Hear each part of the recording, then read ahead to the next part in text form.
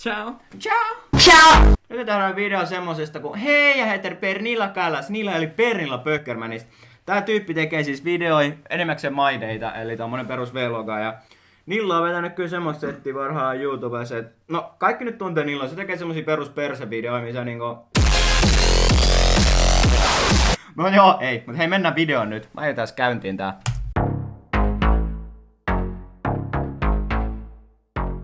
Ciao! Ciao! Sä hyvästelet mut niinku heti kun me video alkaa. Mitä vittua? Mikä on tää Espadian taito?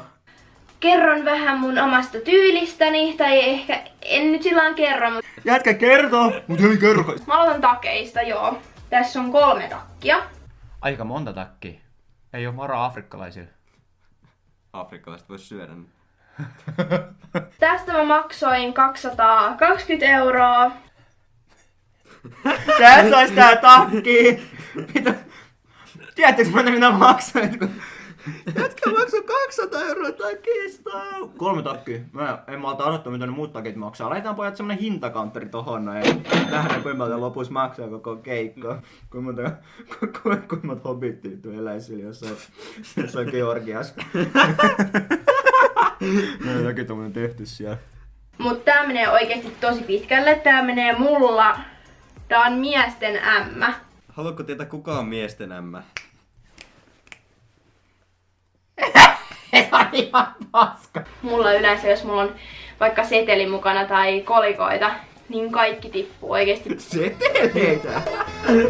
Kolikoita!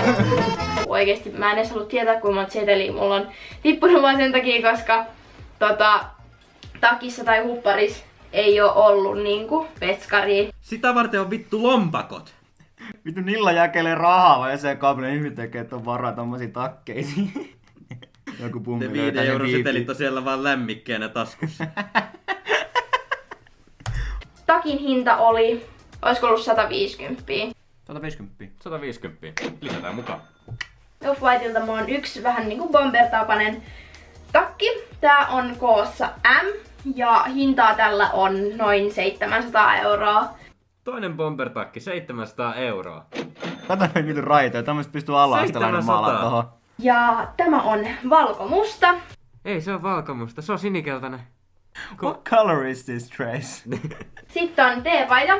Täällä on tää, aloitetaan selästä, tosi tyypillinen Off-White, tällainen merkkityyppi taas täällä takana. Hetkinen, me tarvitaan nyt ne rummut, koska äsken oli sama merkki, joten saattaa olla aika kuumuttava toi hinta, eli snarret käyntiin. Mä en ehkä menis ostaa keltaista paitaa ihan vaan tänään, että hei nyt mä menen ostaa keltaisen paidan. En ehkä fiilais niin paljon, mutta Off-Whiteissa niinku kaikki menee. Sä sanot tossa suoraan, että sä oot brändin perässä kävelijä, koska sä sanoit, että sä et ostais muuten keltaista paitaa. Mikä on tää video, missä sä kävelet keltainen takki päällä? Se ei oo myöskään Off-White. Ja tällä paidalla on hintaa muistaakseen 310 €. No niin, sieltä sinne vaan sitten. Siis ei helvetin perse. Sitten mennään kenkiin. Heijaa, siinä on nämä kengät ja siis mä voin sanoa, että oikeesti Yeezit ei ole sillai, tai nehän on tosi arvostetut kengät. Saanko esitellä? Adidas Yeezy Boost, että voit vain flexata muille kiddoille, koska niillä ei ole rahaa ostaa 350 € kenkä. Tai no ei ole vielä hintaa kuultu, mutta niin mä veikkaan.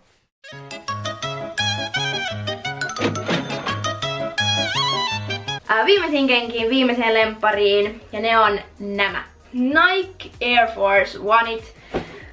Tässä valkoiset.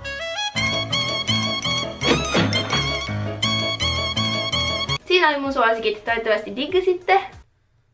Vittu.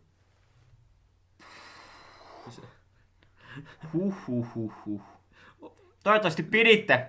Ootko vittu meemi?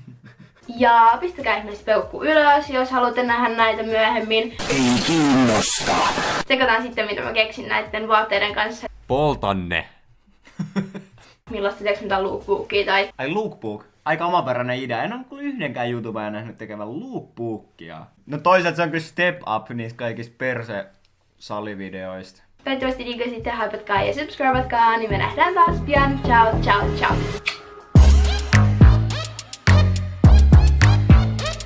Ciao, huomasitteks? Ciao! Tuli oikees kohtaa. No niin, heitetään uusi video sit saman tien perään. Ciao. Ciao! Hyvästellään heti kun aloitetaan. Käy. Mä en yleensä puhu mistään kommenteista, negatiivisista kommenteista, mitä mä oon saanut. Mä en yleensä, mut tänään mä oon provosoitunut. Video nimeltä mun suosikkeja, mun suosikit, joku tällainen kakkososa, missä mä puhun mun vaatteista ja kengistä. Se kommentin määrä, se paska kommentin määrä, mitä mä sain, oli erittäin iso. Drop it. Ja se näkyy myös peukuissa. Mä teen mun rahat itse. Ja mä saan tehdä ihan mitä mä itse haluan mun omilla rahoilla. Juu, niin saat. Mut pitääkö ei rahan leveillä? Jos mä saan 1 000 000 euroa mun äidiltä, mitä mä en todellakaan saa, mut jos saisin, niin mitä väliä? Raha on kuitenkin vaan rahaa. Se ei tee asiaa tai se ei tee ihmistä onnelliseksi. Ei tuo onnea. Tästä mä maksoin 220 euroa. Takin hinta oli, olisiko ollut 150. Ja hintaa tällä on noin 700 euroa. 310 euroa. Sun ei tarvitse ehkä stressaa sitä, että saaks me nyt laskun maksettua. Mut se ei tee ihmistä onnelliseksi. Se ei tuo rakkautta. Se ei tuo mitään. Raha on vaan rahaa. Mikä sitten tuo onnea? Koska niin kun mä huomaan, että sun kumminkin elämä painottuu melko paljon just niin kun näihin pointteihin, mitä sä niin kun kiellät tässä tällä hetkellä. Mut siis niin kun, sulla on niin paljon videoita, jotka niin paljon perustuu just vaatteisiin sun muuhun niin kun erittäin rahapainotteiseen. Että niin kun, pitääkö sun olla joku vitun eräjorma jossain, että susta oikeesti voisi sitten tulla se onnellinen? Raha on kuitenkin vaan rahaa. Se ei tee ihmistä onnelliseksi. Mä voin sanoa, että yksikään noista tuotteista, mitä mä esittelin tuolla videolla, ei senttiäkään mun vanhemmilta. Nada! Sitä ei lausuta nada, vaan nada.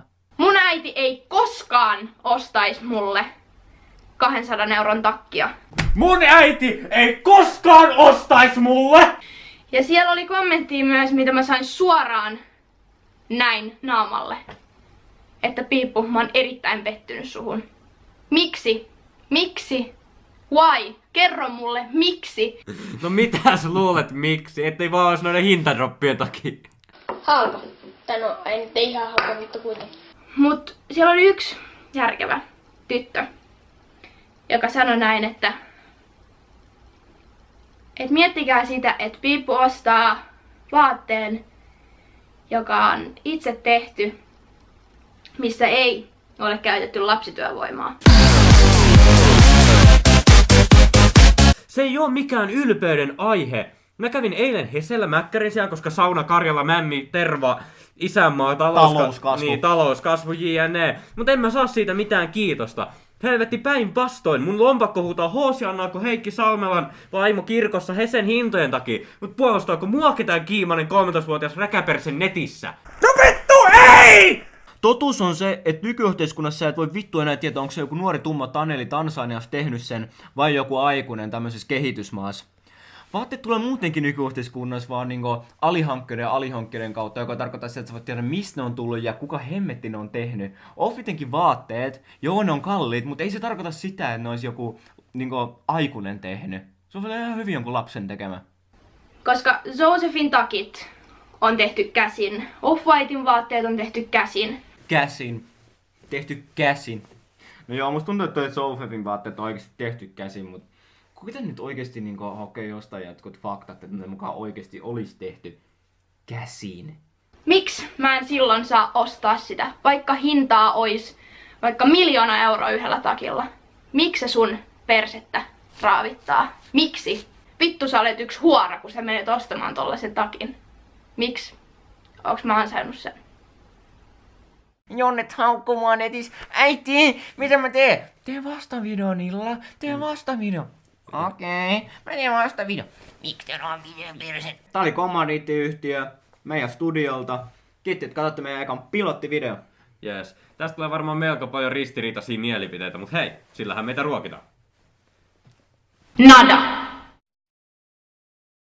Miksi se sun persettä raavittaa?